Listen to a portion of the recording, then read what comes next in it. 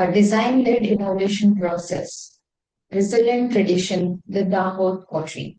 The workshop started on an auspicious mode where several academicians, Designversity team, SEIL team, and experts from industry, along with the dean and associate dean from City of Glasgow College, marked the beginning.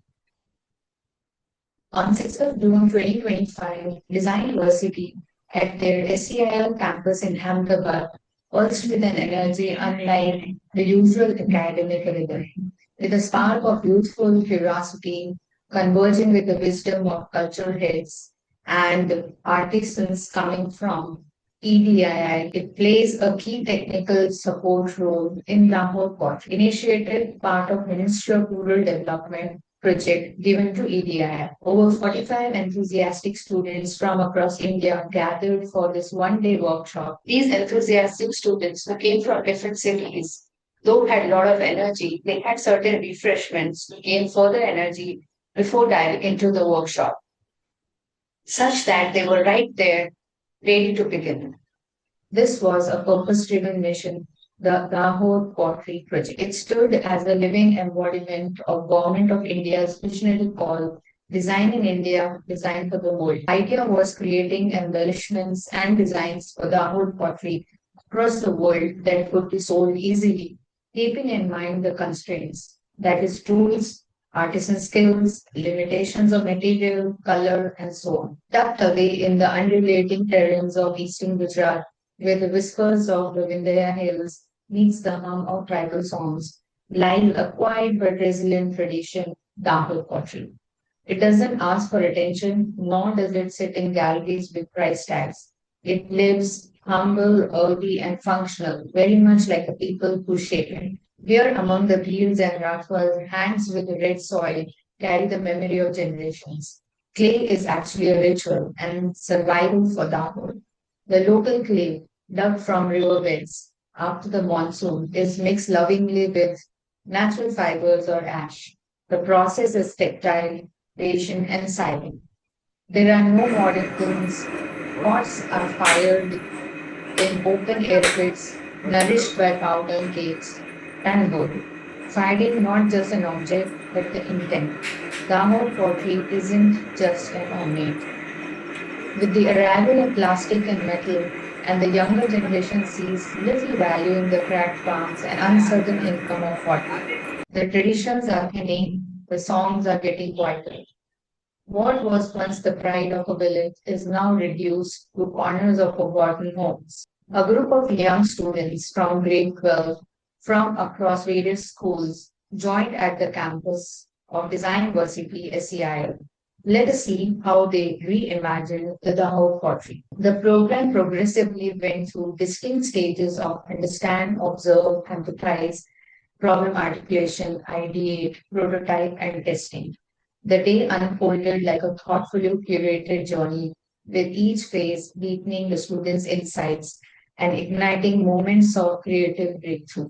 The room buzzed with energy as students eagerly worked alongside artisans, shaping pots, plates, cups, and more. Their hands coated in black clay, revealing intricate designs with every touch. In the understanding stage, as the students explored the pottery sector across local, regional, national, Asian, and international contexts, they understood various pottery types, their users, and the people involved, both the makers and the consumers.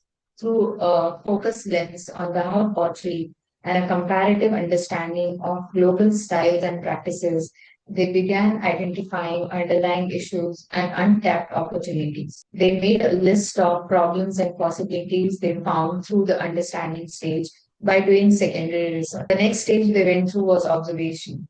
Through keen observation and immersive engagement with the pottery ecosystem, from local artisans from Dahod to global ceramic practices, students arrive at insights marked by a clear, deep, and sometimes subtle understanding of complex challenges facing the sector. These pots were actually brought at the campus.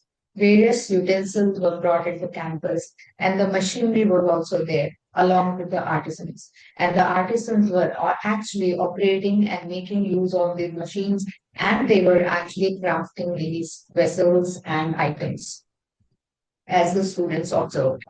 With more than 100 problems listed by these enthusiastic students, the major clusters or the themes that were formulated were as follows: technical and production challenges, material and environmental constraints, tools and equipment deficiency, market and commercial limitations, economic hardships, capacity and skill development issues, production scale and demand mismatch, health, safety, and ergonomics, social cultural challenges, infrastructure, and operational barriers. Now is the time to go and interact with the artisans.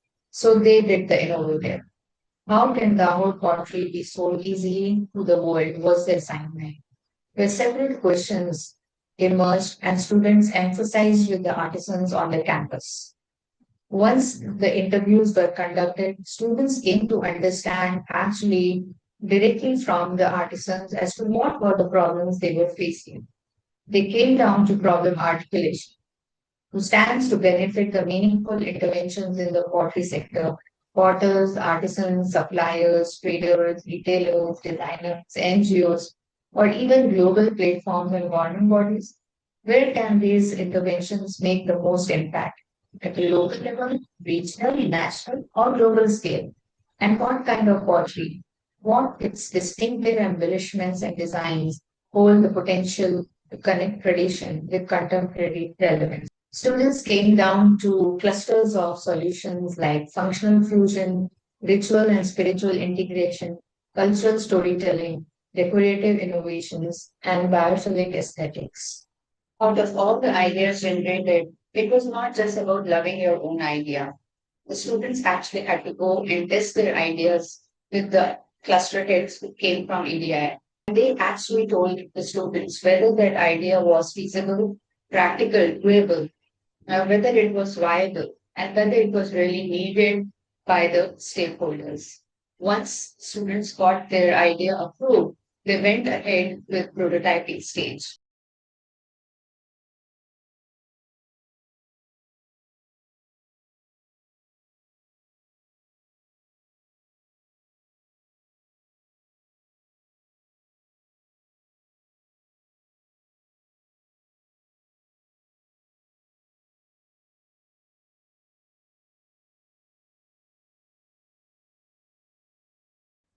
Once the student made the posters and the narratives, they were ready for presentations. They went about giving enthusiastic presentations. Each team came up front on the stage and started giving their presentations.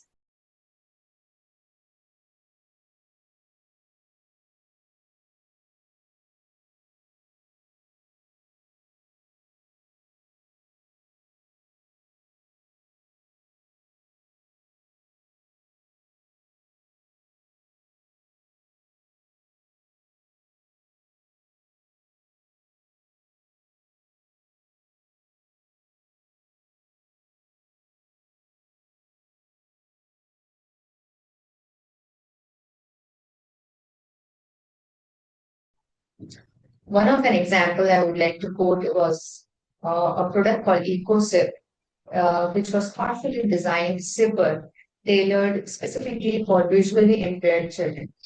What makes it truly unique is its ability to communicate through braille embedded alphabets, delicately carved onto the surface of the zipper, made out of bamboo with a coconut shell and a bamboo straw. I made a mug for people who are blind, so they have braille language. And when the blind childrens, when there is a trend going on having their own mugs and Stanleys.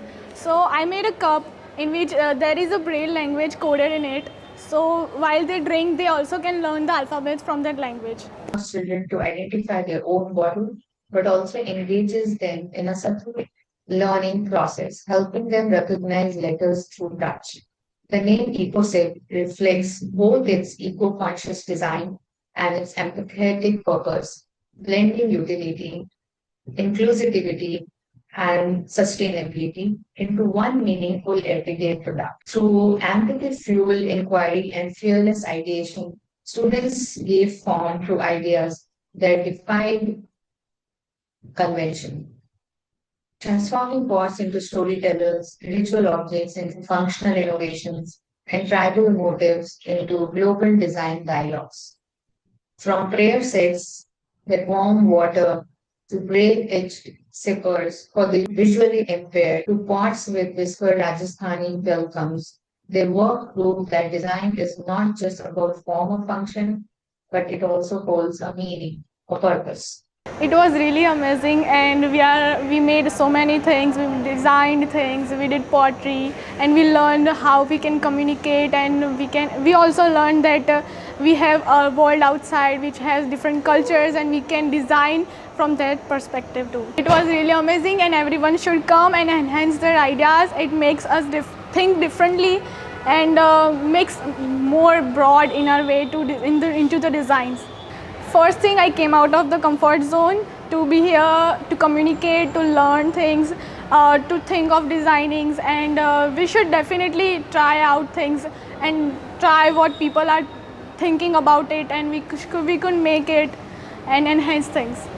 My experience at Designversity is really amazing. It is really practical, and knowing new things, learning from top design experts that are well experienced and know everything is great to be with them and try new things. It's lovely. I'm enjoying it and loving it. Yes, actually we are making a balancing toy for almost 4 to 5 years kids, like they can play with it, like Tetris. It is a balancing game that they can use and increase their balancing and increase their mind power and play it with, enjoy it with it. They are also very useful, and they are being used by top companies like Apple, Google and all. So that is really great that we such young entrepreneurs and designers are getting to know such important things at this time, and we can improve our skills and everything at the same time with such experts with us. The day ended by felicitating the students with certificates of participation. Their embellishments weren't just decorative, they were declarations that tradition still breathes, the innovation can be rooted, and that the voices of potters can echo beyond markets into the hearts of people across the borders.